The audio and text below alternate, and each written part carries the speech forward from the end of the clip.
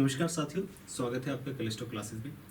आप जानते हैं सब लोग कि आज हम भारतीयों के लिए कितना गौरवशाली दिन है। जो हमारी स्पेस एजेंसी है इसरो, जो इंडियन स्पेस रिसर्च ऑर्गेनाइजेशन है, उसने आज जो अपना जो चंद्रयान 3 है, जो चंद्रमा पर हमारा जो मिशन है उसको जो भेजने का जो पहला चरण है, पहला चरण मतलब जो उसको चंद्रमा की तरफ सेटेलाइट को, जो हमारे लैंडर या विक्रम या वो है, जो ऑर्बिटर है, उसको जो भेजने का जो पहला चरण है वो सफलतापूर्वक जो है सब कंप्लीट कर लिया है।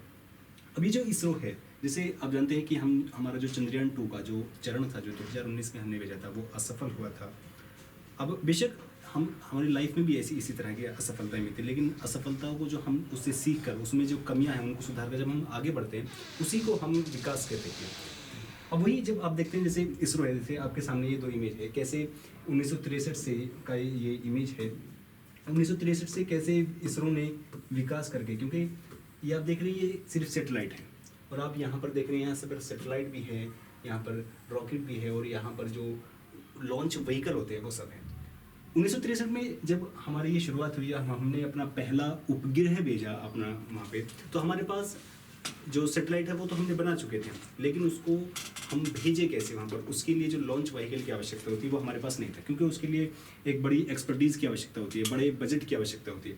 लेकिन आहिस्ता आहिस्ता हमने विकास करा, और बाद विकास करके आज हम उस अवस्था तक, जो हमारी संस्था है इसरो, मतलब बड़ा प्राउड फील भी होता है इस चीज़ को लेकर कि हम आज उस अवस्था तक पहुंच चुके हैं कि हम जो नासा जैसी एजेंसी है या यूरोपियो में एजेंसी है, जो उनके सेटेलाइट है, वो सेटेलाइट हमसे अपने वहाँ पर उपग्रहों में जो ऑर्बिट है उसमें प्रतिस्थापित करा दें।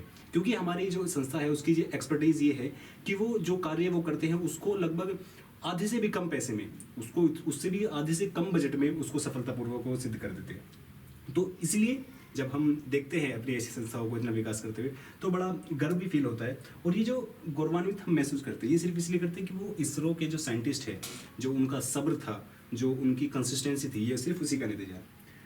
उसी तरह जैसे जब सब्र की जब बात आती है, जैसे कुछ व्यक्ति इस तरह के होते हैं जो सब्र से एकदम मतलब थोड़ा सी उनकी लाइफ में समस्या आती है और उसको वो सब्र को तोड़ देते हैं और लाइफ को अपनी दूसरी तरफ उन्मुख कर देते हैं कि हाँ शायद मुझको यहाँ सफलता नहीं है। तो जब आपको ऐसा लगे तो आप ये देखिए कि सब्र की इंतहा जो है, आप उस बच्चे से पूछिए जो बच्चा खिलौने की दुकान पर जो है काम करता है सिर्फ इसलिए कि उसे रोटी मिल सके।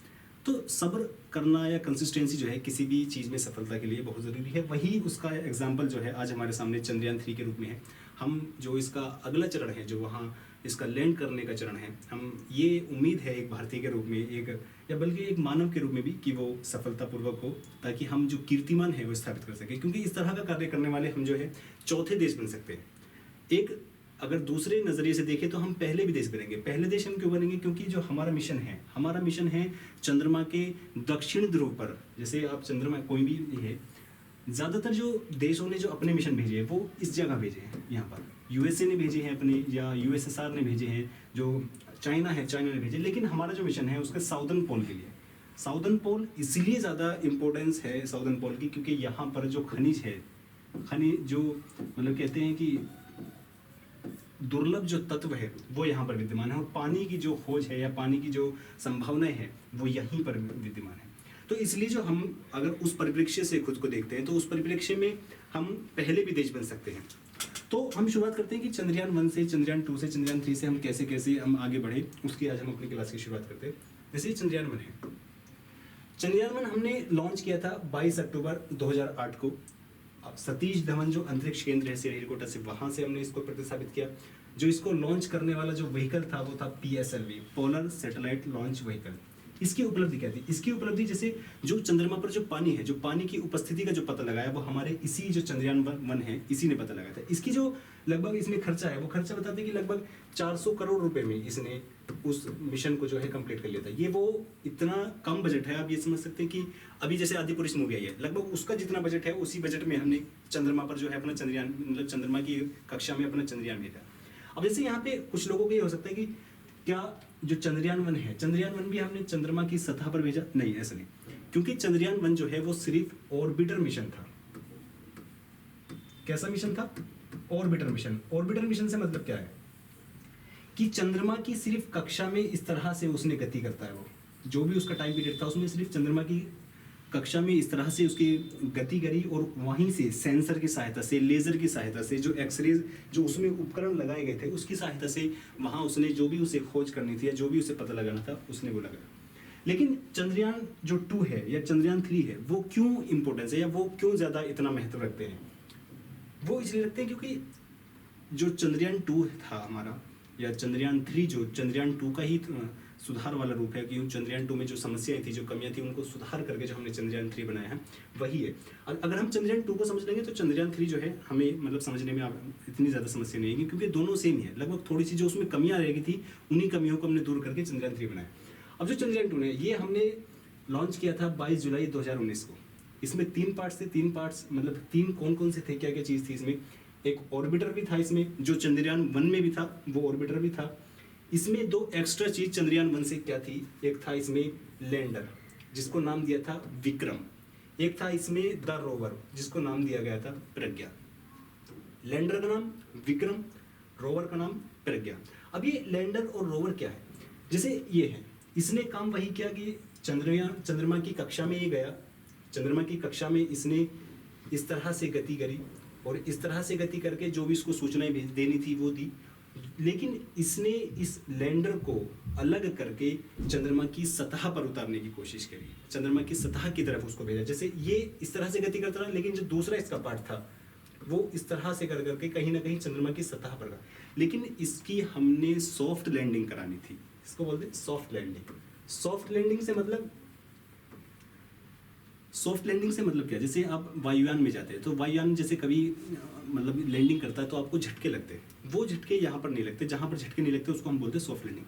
हमने इसकी सॉफ्ट लैंडिंग करानी थी इसरो ने इसको, लेकिन वो 2 किलोमीटर पहले वो लैंडिंग हो नहीं पाई और वो झटके से गिरा और झटके से गिरने के कारण इससे इन दोनों से हमारा संपर्क टूट गया। क्योंकि ये जो आप ये देख रहे हैं ये रोवर है, ये रोवर इसी के अंदर विद्यमान है। अगर ये वहाँ पर सफलतापूर्वक वहाँ पर लैंड करता तो ये खुलता और ये खुल कर इसके अंदर से ये जो है रोवर ये निकलता और रोवर जो है वहाँ पर घूम कर वहाँ पर, क्योंकि आप देख रहे हैं इसमें ये पहिए भी लगे हुए, ये वहाँ पर घूमता एक गाड़ी की तरह चलता और वहाँ जो भी इसको सूचनाएं मिलती, जो भी ये वहाँ से तत्व उठाता उनको परीक्षण करता और जो सूचनाएं हैं वो सूचनाएं ये यहाँ भेजता इसको, और ये सूचनाएं जो है इसरो के संस्थान में, जो इसरो है, इसरो का सेंटर है, वहाँ पर ये संस्थाएं भेजता।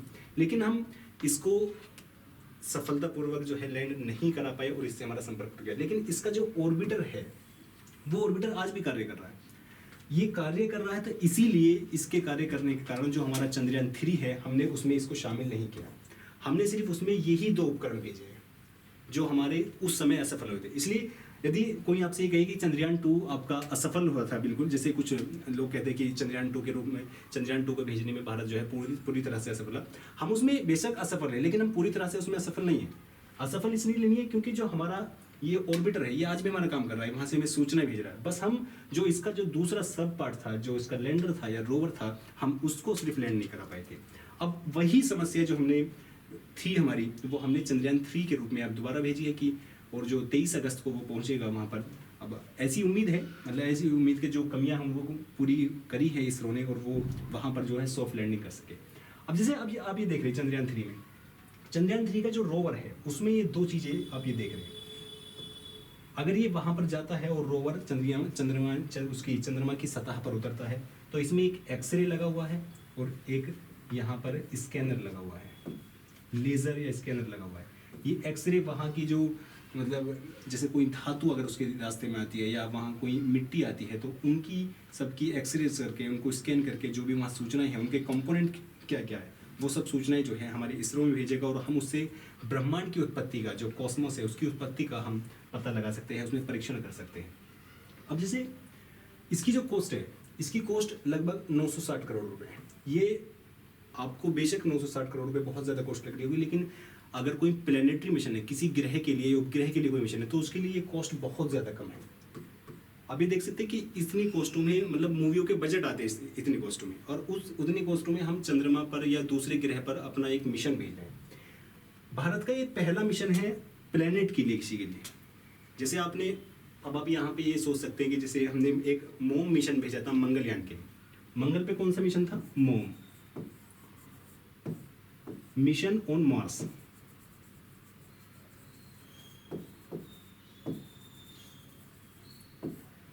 ये भी मंगल की जो ऑर्बिट है ये उसके लिए था ये भी, लेकिन जो हमारा जो चंद्रयान 2 था या चंद्रयान 3 है वो पहला ऐसा मिशन है जो किसी ग्रह पर उतरने के लिए हमारा मिशन है।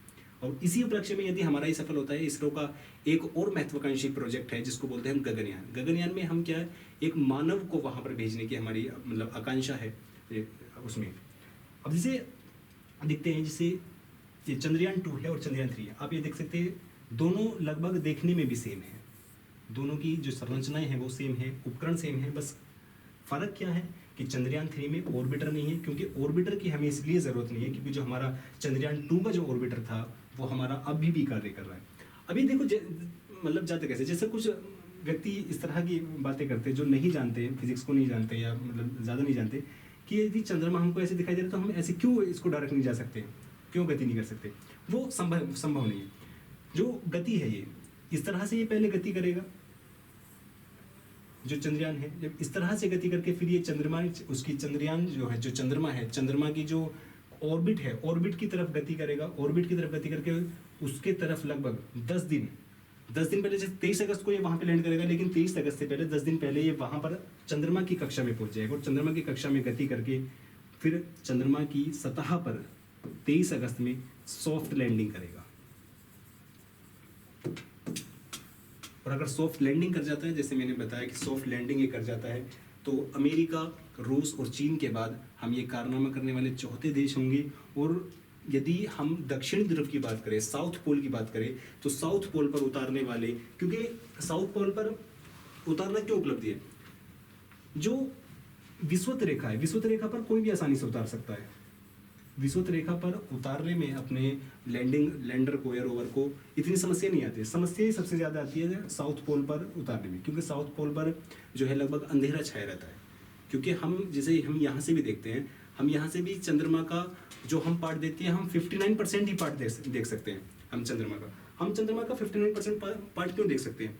आप कभी भी देखेंगे चंद्रमा का कोई भी व्यक्ति पृथ्वी से 59 या 60% से ज़्यादा पार्ट देख नहीं सकता है। वो इसलिए नहीं देख सकता है क्योंकि हमारी पृथ्वी की घूमने की जो गति है और चंद्रमा की जो गति है वो लगभग सेम है। जैसे आप इसे इस तरह से समझ सकते हैं कि ये चंद्रमा है और ये जो है पृथ्वी पर बैठा कोई व्यक्ति है।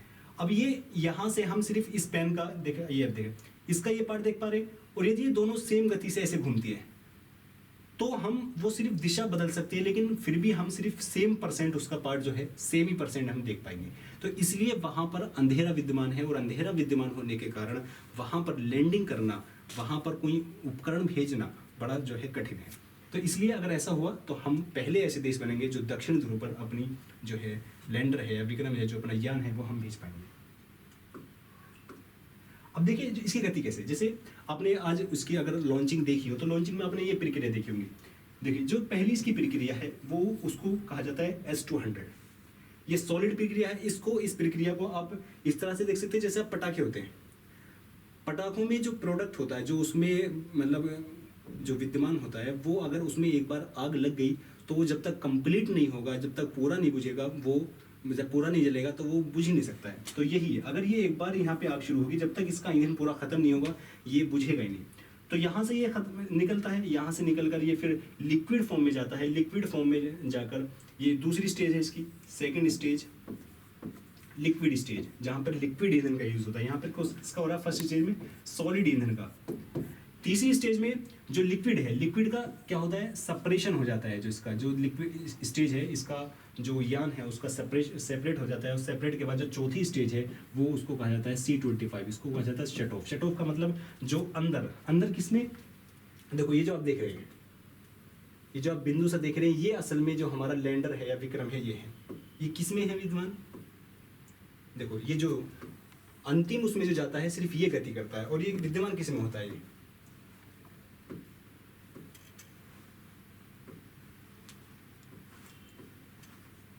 ये विद्यमान होता है इसमें अंतिम स्टेज से ये इससे निकलकर और चंद्रमा की तरफ जो है यात्रा करता है, जो हमने आज जो है सफलतापूर्वक जो है कंप्लीट कर लिया है। यानी कि यहाँ से इससे निकलकर जो ऊपर है, और ये हमारी जो सैटेलाइट है ये चंद्रमा की तरफ जो है रवाना हो चुकी है। और ये 23 अगस्त को वहाँ पर जो है अगर सभी डाटा ठीक रहा तो सभी चीज़ अगर सफलतापूर्वक रही तो वहाँ पर हम लैंड कर पाएंगे। अब इससे रिलेटेड जो है, जैसे स्पेस से रिलेटेड कुछ और फैक्ट्स भी हैं, फैक्ट्स जो मतलब याद होने जरूरी है। कैसे? जैसे एक करमन रेखा, आपने अक्सर अगर स्पेस को हम पढ़ते हैं तो करमन रेखा आपने सुनी। करमन रेखा बेसिकली जो पृथ्वी से 100 किलोमीटर ऊपर का एरिया है उसको हम करमन रेखा बोलते हैं, जहां पर हम उपग्रह स्थापित कर सकते हैं किसी भी ऑर्बिट में। और आपने एक देखा होगा कि आर्थर क्लॉर्क का आपने नाम सुना होगा। ये आर्थर क्लॉर्क नहीं थे, इन्होंने बताया था कि यदि आप पृथ्वी से 36,000 किलोमीटर की दूरी पर आप सैटेलाइट को, जैसे आप फोन पे आज बात करते हैं या आप सैटेलाइट के थ्रू जो बात करते हैं, यो आर्थर क्लॉर्क ने ही बताया था कि आप यदि 36,000 किलोमीटर की ऊंचाई पर यदि सैटेलाइट्स को आप लगाए तो आप एक दूसरे से संचार या एक दूसरे से कम्युनिकेट करते हैं, कर सकते हैं कहीं भी बैठे। ये किसने बताया था? ये बताया था आर्थर क्लॉर्क ने। अब जैसे आप देखते हैं कि उसकी गति के उसमें गति के संदर्भ में यदि हम बात करें तो पृथ्वी से स्पेस में जाने के लिए, उस लेयर को पार करने के लिए जो किसी भी सैटेलाइट की जो गति है वो लगभग 11.2 किलोमीटर प्रति सेकंड की होनी चाहिए। इसको हम फिजिक्स की भाषा में एस्केप वैल्यू या पलायन वेग भी बोलते हैं। यदि किसी को पृथ्वी की रेखा को, पृथ्वी की कक्षा को पार कर किसी अन्य कक्षा में जाना है या स्पेस की कक्षा में जाना है तो उस यंत्र की या उस यान की जो गति है, उस यान की गति लगभग 11.2 किलोमीटर प्रति सेकंड होनी चाहिए। यदि इससे कम गति रही तो उसका जो है वो टूट सकता है या उसमें ब्लास्ट हो सकता है।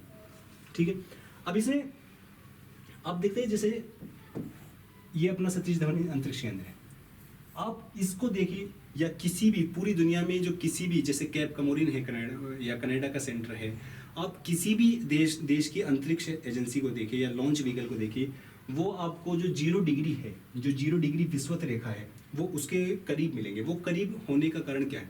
वो करीब साइंटिस्ट उसको इसलिए प्रेफर करते हैं क्योंकि जो 0 डिग्री है, 0 डिग्री पर या 0 डिग्री के आसपास विषुवत रेखा जो है वहाँ पर जो ग्रेविटेशनल फोर्स है यानी कि जी, जिसको आपने 9.8 वैल्यू जो पढ़ के कभी ना कभी पढ़ा होगा, वो जी का मान वहाँ पर कम होता है। जब जी का मान कम होगा तो पृथ्वी वहाँ पर किसी वस्तु को अपनी तरफ कम खींचेगी और उसको हम आसानी से ऊपर भेज सकते हैं। तो वहाँ आसानी से ऊपर भेजने में हमें कम ईंधन की आवश्यकता लगेगी। तो इसीलिए कोई भी किसी भी देश के जो साइंटिस्ट है वो जो अपना लॉन्च व्हीकल होता है या लॉन्चिंग सेंटर होता है उसको 0 डिग्री के आसपास रखने की कोशिश करते हैं।